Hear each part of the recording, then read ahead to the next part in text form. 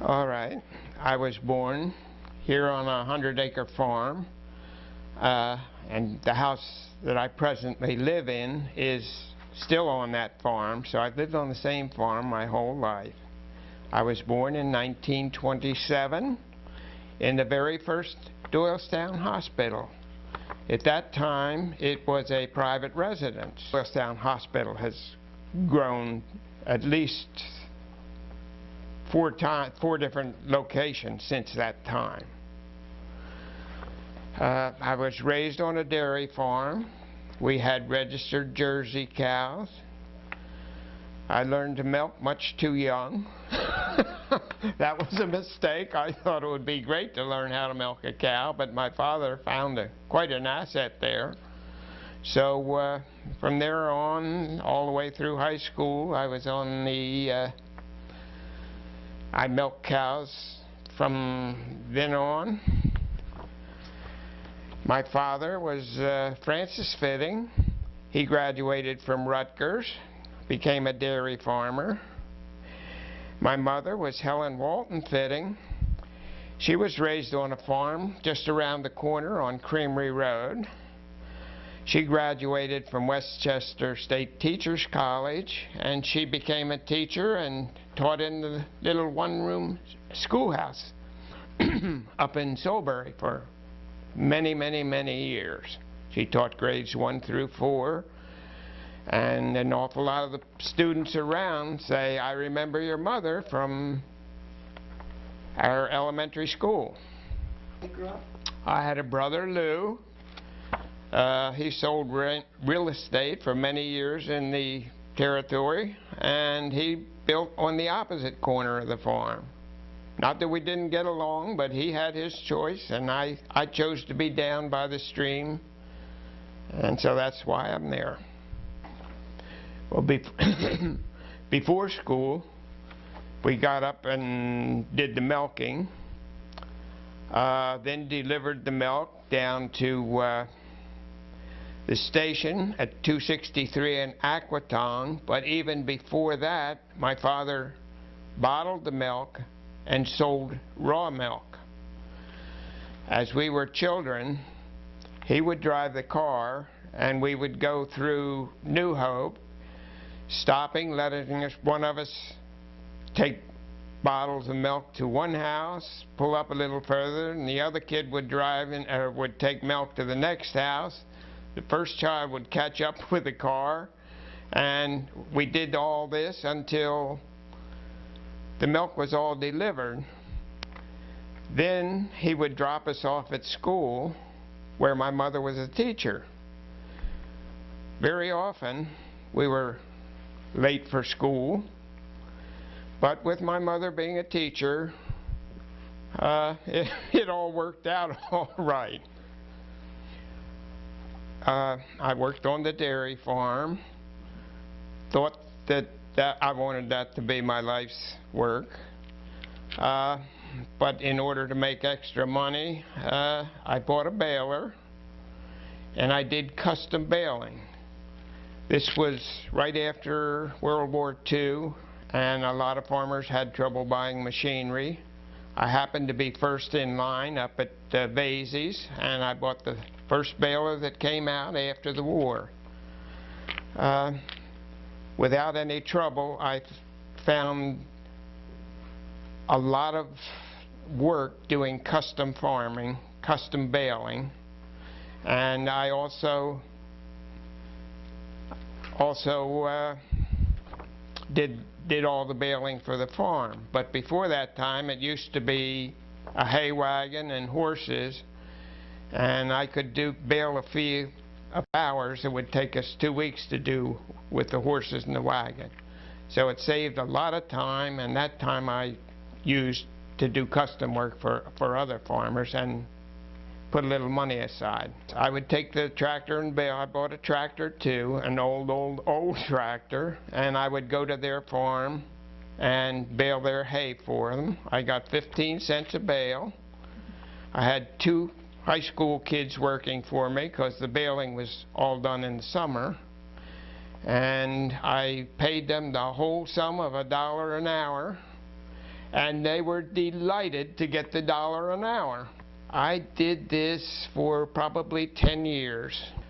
I got married in 1953, and believe it or not, 6 weeks later, Uncle Sam decided he wanted me for 2 years, and I spent 6 weeks or 8 weeks in basic training, and I knew this was going to happen the day I got drafted. Half of our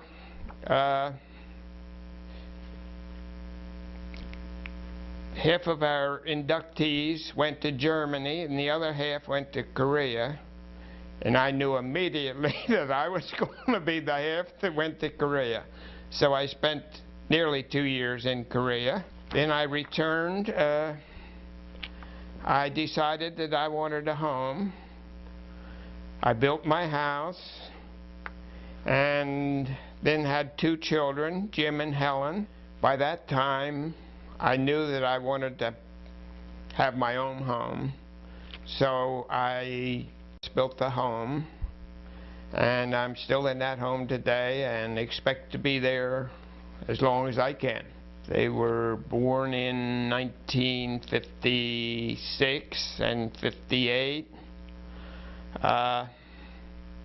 My daughter now works for the Park Service in California. What are the islands? In the Channel Islands National Park. And my son works in Connecticut in the environmental field.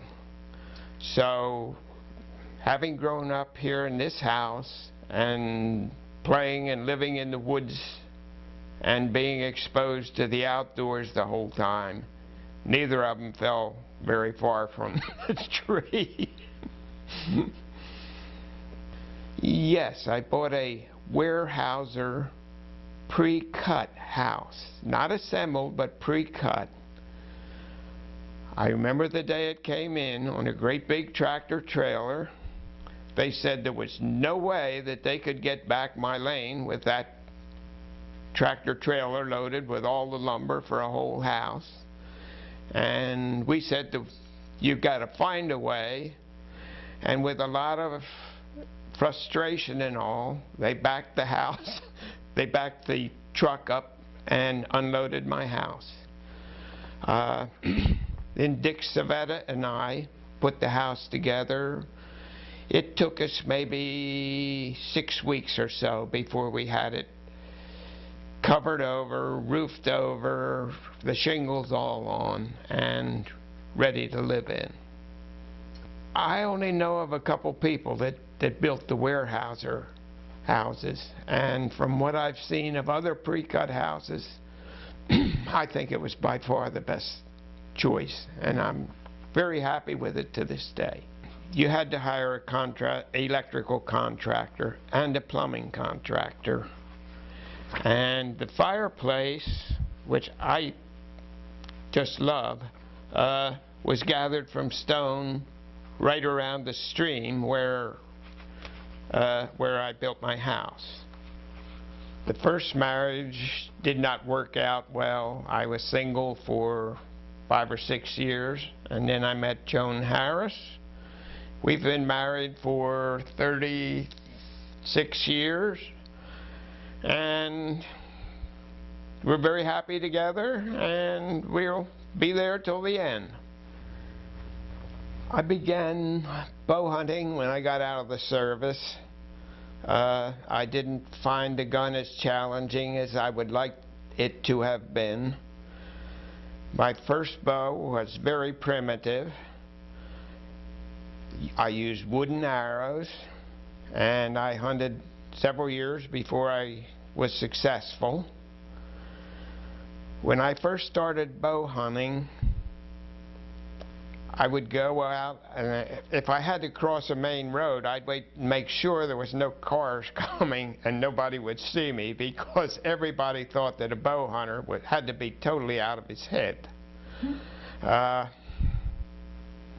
After 3 years of bow hunting, I was finally successful and have continued it to this day. As a matter of fact, I was out bow hunting this morning, and I enjoy it as much as I ever did. The equipment then was a straight bow.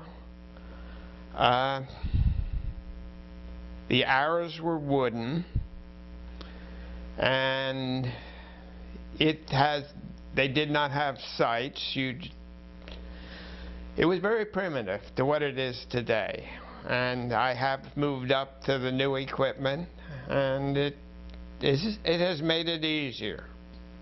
The first deer that I shot that made the record books,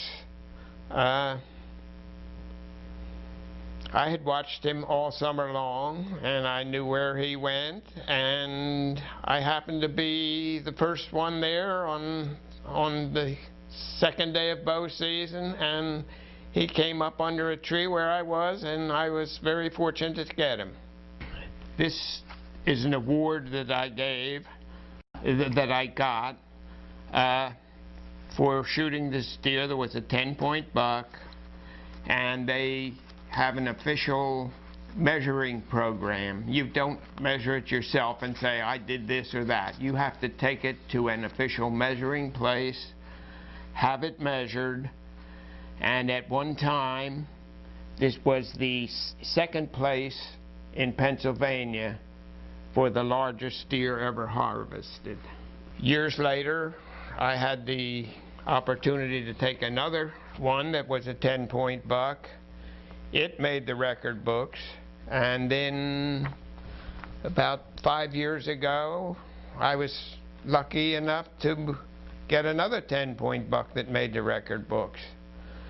Pennsylvania Game Commission publishes statistics on all the deer that are in the record books, and I've been very fortunate, and there's one other person besides myself that has 3 bucks in the record books.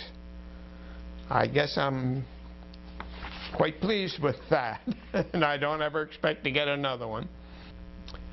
When you're born on a farm, it's just there. It doesn't develop. You just love the outdoors. I can't say it. I was born with it. Any opportunity I had, I was outside. And when we were small children, we would come down to the stream and play before we were old enough to do a lot of chores. But we just loved the outdoors. We spent every waking hour that we could, we were out in the woods or the stream or working, one or the other. But we just had a love of the outdoors that I don't think too many people are fortunate enough to have that. Well, the first 4 years I went up to the little schoolhouse on the corner, still there today, and then 5 through 8 I went 2 houses further down. Well, my mother was the teacher in my first four years, which is a little, people think it's a little strange, but I didn't think anything of it.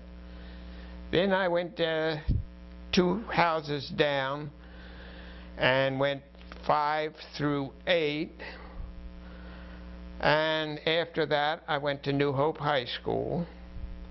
By that time we had gotten very modern and had school buses that picked us up at the end of the lane and would take us to the high school. One little incident I'd like to comment about the bus driver and high school in those days was certainly a lot different. The one bus driver, when it was deer season, would always carry his rifle in the school bus. I have no idea what he was going to do if he saw a deer, but we never found out because we never saw one along the road when we were going to school and back. Another little interesting story, we had a boy that lived out in Aquitaine, and he would hunt on his way to school. When he got to school, he would unload his shotgun, take it, put it in the coat closet, and finish his day at school. And when he finished that, he would go to his coat closet, put on his hunting jacket, take his shotgun out of the closet, and hunt on his way home. Now, if you think about anybody doing that today, I don't think you would ever see that kid around for a long, long time. In my graduating class in high school, there were probably 45 or 50 kids. There were a lot of the boys, and a few girls did not complete high school, yes.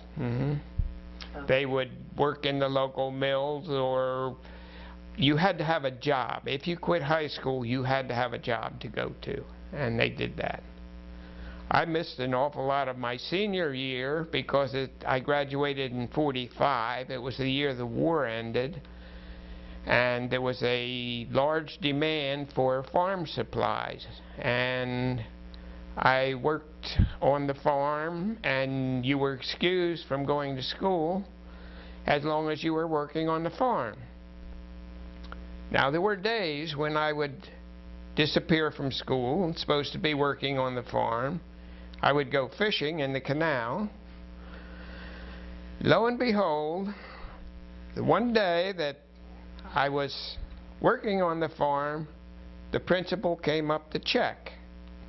And I was out in the cornfield with a team of horses, and he waved to me and he said, "You're an honest person, Donald Fitting." And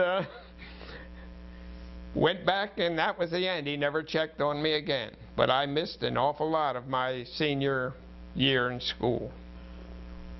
At that time, there was the 4-H club, and almost all farm kids were in 4-H club.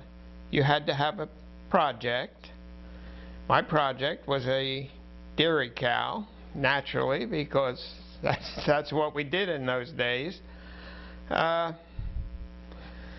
I got into 4-H club when I was maybe 12 years old, and it goes up, you're allowed to stay till you're 18.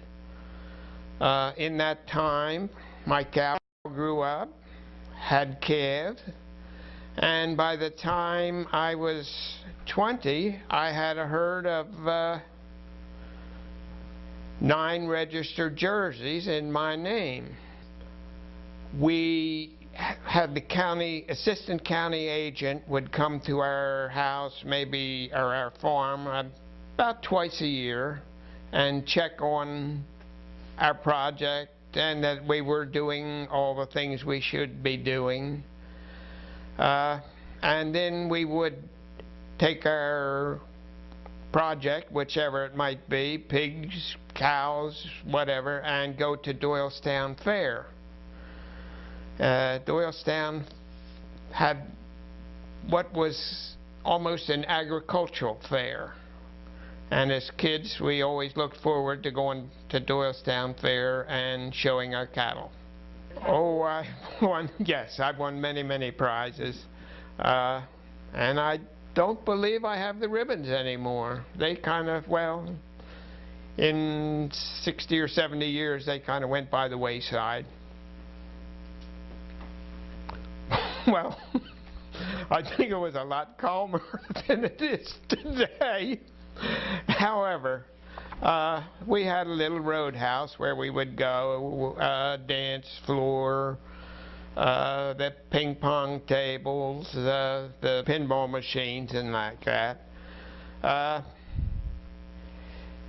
I would finish up the chores and finish dinner, and then I would grab a quick nap for maybe an hour or two, and my mother would get me up at 9 o'clock, and she never really approved of me going out at 9 o'clock at night, but I had a girlfriend who didn't get off till 9:30, and so then I'd go pick her up and we would do whatever Well, my mother would come home from her teaching job at the little schoolhouse and cook dinner. We always were together for dinner. That's the one time we were always together. While we're eating dinner, we listened to Gabriel Heater on the radio. I don't know if anybody would remember him or not, but my mother would can. She was a teacher, so she had the summer off, and all summer long she would can fruits and vegetables, and instead of buying a lot from the supermarket, we would get it from the things that she had canned. And the meat could be anything from venison to beef that we had killed, or we would raise a pig and slaughter that and have it processed. And that took care of a lot of the family food in those days. The supermarkets, we went to the one in Lambertville maybe once every 2 weeks.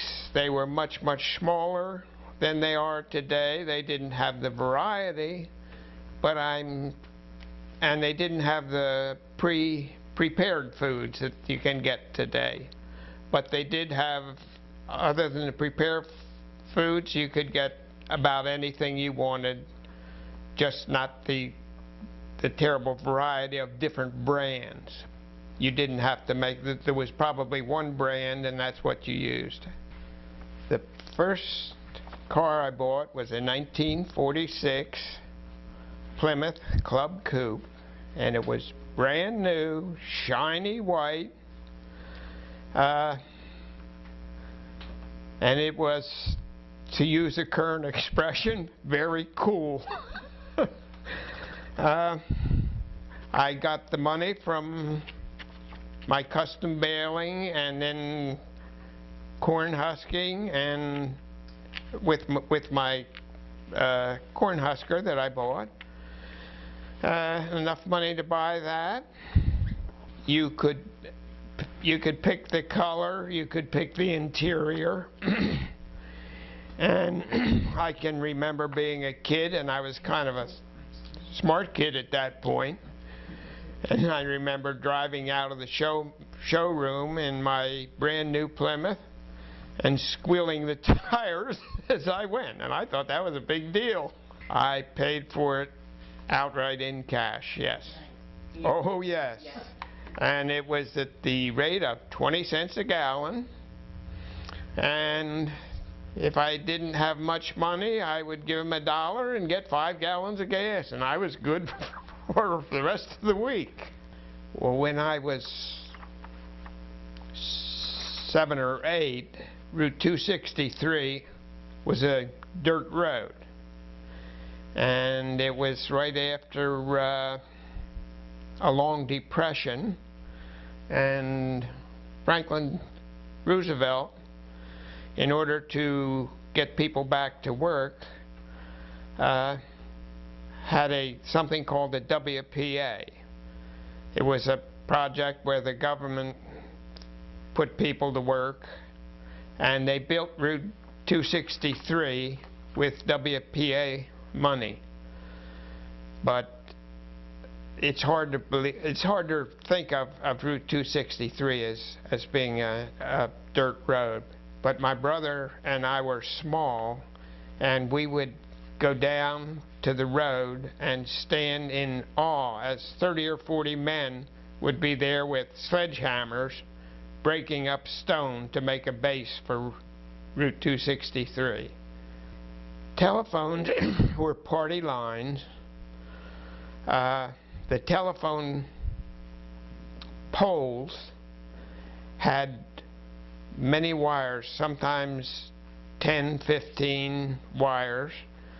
They were all fastened with glass insulators, which are now sold as antiques. And of course, when you were a kid, they were a great target for your BB guns or larger guns, as we discovered very quickly. But they were party lines. You could hear your neighbors talking. Very often, if you got on a bad party line where somebody was on the phone all the time, it was very hard to get on the phone.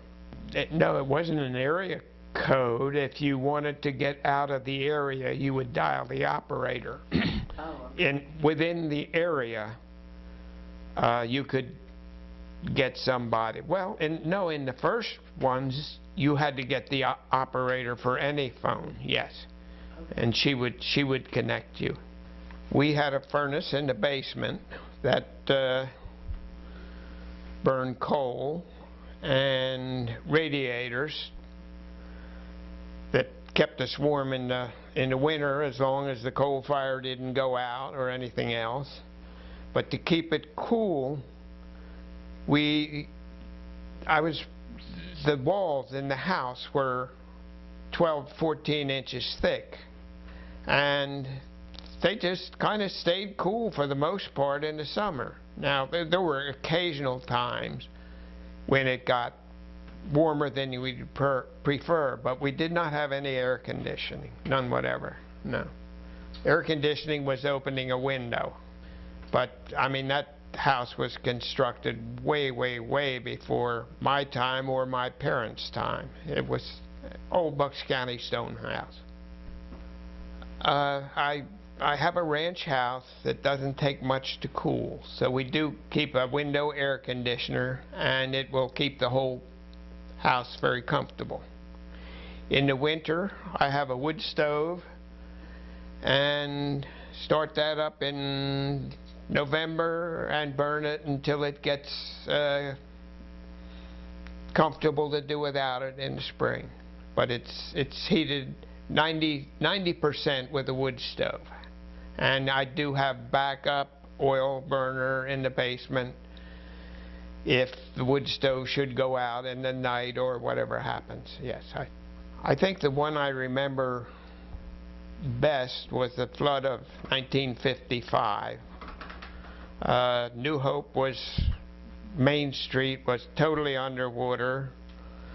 The bridge going over to Lambertville, there was so much debris coming down the river that trees and various things would hang up on the bridge, and they thought for sure that the bridge would be washed away. Somehow the water receded, and it didn't wash the bridge. It did take a number of bridges. But if you go today up at Tinsman's Lumber Yard, on the building there that you can see right from the road, they have marks of the various floods. And the flood of 1955 is by quite a bit the highest mark on their building. And it's almost worthwhile for people that haven't seen it to go and see where that high water mark is, because it's unbelievable. Another event was the pipeline, Tuscarora oil pipeline, that went through below Center Bridge. They used to have great big oil tanks. They were filled with oil, gasoline, petroleum of some type. And every once in a while, that is a couple times in my lifetime, I guess 3 times, lightning would strike those oil tanks. And we could, from the farm, we could look down and see the blaze in the sky of another tank being hit. The tops were open, and when lightning hit, they would ignite immediately. They were in a remote area, so it didn't really have any effect, except that the whole sky lit up and everybody would be looking. Yeah. If I remember, and I'm quite sure I'm right, that they just let them burn out. Putting out an oil fire in those days was, I would say, impossible. They would just burn till the tank was empty. I think what they had to do was completely rebuild the tank to make it structurally safe because there was so much heat from the fire. But at one time there was at least 20 tanks down there that held large quantities of oil. I have seen developments come in and the farming used to be individual farmers farming their own farm. Now a farmer will farm multiple farms, and a lot of estates that will rent their land out to these farmers that do multiple farms and large industry farming. And also a lot of the farms that were here are split up into developments. Started. Well, Solebury had a land preservation effort, and the idea was to reduce development and preserve the land that we had. And I was approached by the group that was preserving land and asked if I would want to preserve my land. And I thought it was a great idea, and I was the first one in Solebury Township that preserved my land, and it can never be built on. And I'm happy that I probably could have had a lot more money developing it, but I'm happy to be able to look out there and see it and walk on it and enjoy it for the rest of my life and forever, I hope. Well, to begin with, I never saw a deer until I was about 12 years old. And one day I looked out on the farm and there was a deer, and I just couldn't believe it. We stood there and watched it and watched it and watched it till it finally went in the woods, and totally amazed. But since that day, around 15 years ago, wild coyotes moved into the area. And often at night, my wife and I would lie in bed and listen to the coyotes howling outside. That's something that I never thought it would happen. The only coyotes I had ever seen were in the west.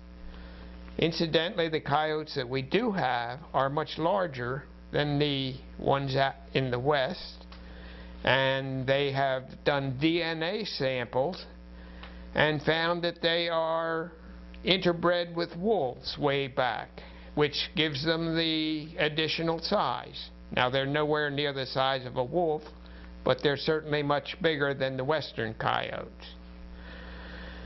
Then we also have wild turkeys, which have come around in maybe the last 15 years. And at one time, I would see a flock of 60 or 70 wild turkeys in my backyard. Since then, they have been reduced a lot, but there were never wild turkeys before that. When I was a kid, there were lots of pheasants.